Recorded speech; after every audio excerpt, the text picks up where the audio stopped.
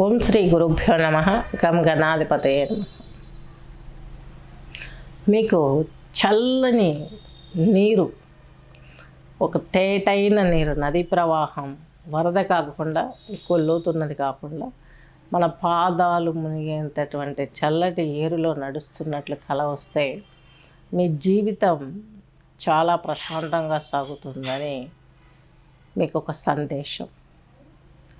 అలాగే సూర్యోదయం మీకు కలలోకి వచ్చిందనుకోండి, చాలా మంచిది. మీ జీవితం సూర్యభగవానులాగా ప్రకాశింపబడుతుంది.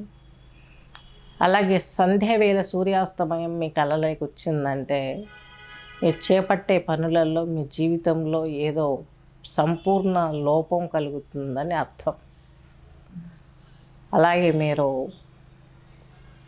సాయంకాల ప్రదోషకాల పూజ చేయడం చాలా శ్రేయస్కరం. ఇలాంటి కళలు వచ్చినప్పుడు కళ్ళు తెరవకుండా దేవుని మందిరం దగ్గరికి వెళ్ళి కళ్ళు ఓపెన్ చేసి దేవుని చూసి ఆ దండం పెట్టుకొని ఎటువంటి చెడు కలగకూడదని, తర్వాత స్నానాదులు ముగించుకొని ఇంట్లో పూజ చేసుకొని గుడికి వెళ్ళి వచ్చారంటే, శివదర్శనం చేసుకున్నారంటే ఈ కళ వల్ల వచ్చినటువంటి దుష్ప్రభావం క్లోజ్ అయిపోతుంది. ఇది గమనించగలరు. ఇలా ఆచరించడం కూడా చాలా శ్రేయస్కరం. శని బాధలు ఎక్కువగా మనల్ని పీడిస్తున్నట్లయితే జమ్మి ప్రదక్షిణ చాలా శ్రేయస్కరం.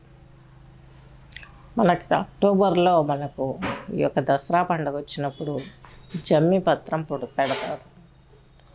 పెట్టి పెద్దలకు పెట్టి కాళ్ళకు దండం పెట్టుకుంటే వాళ్ళు మనకు ఆశీర్వచనము, బహుమానం కూడా ఇస్తారు. జమ్మికి అంత ప్రాధాన్యత ఉంది.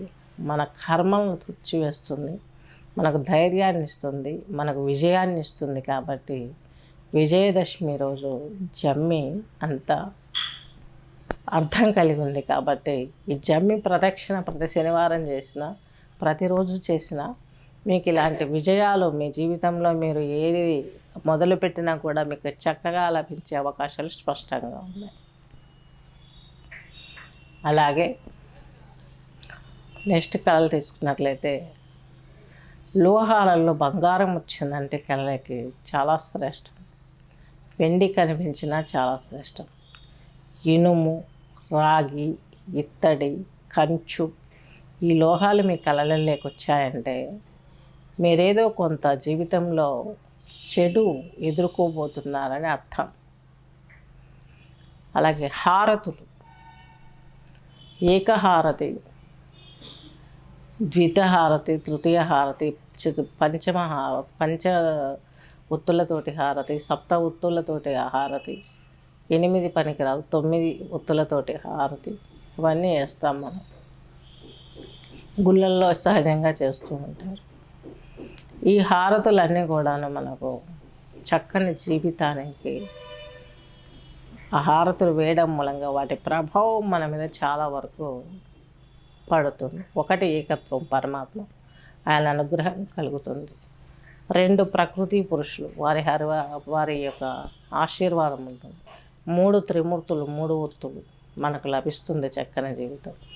5 పంచభూతాలు మనల్ని కరుణిస్తాయి. ఈ దేహం పంచభూతాలతో తయారైంది కాబట్టి 7 సప్తధాతువులు ఇవన్నీ కూడా యాక్టివ్గా ఉంటాయని వేస్తారు.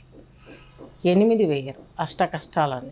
9 నవగ్రహాలు, అలాగే నవవిధ శక్తులు, ధాతువులు యాక్టివ్గా ఉండడానికి ఉపయోగపడుతుందని వేస్తారు.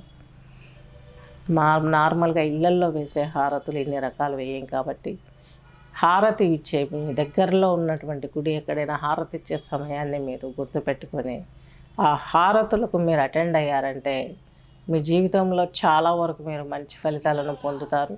చాలా లబ్ధి సమకూరుతుంది. మీ జీవితం సుభిక్షణంగా ఉంటుంది. గమనించగలరు. శుభం.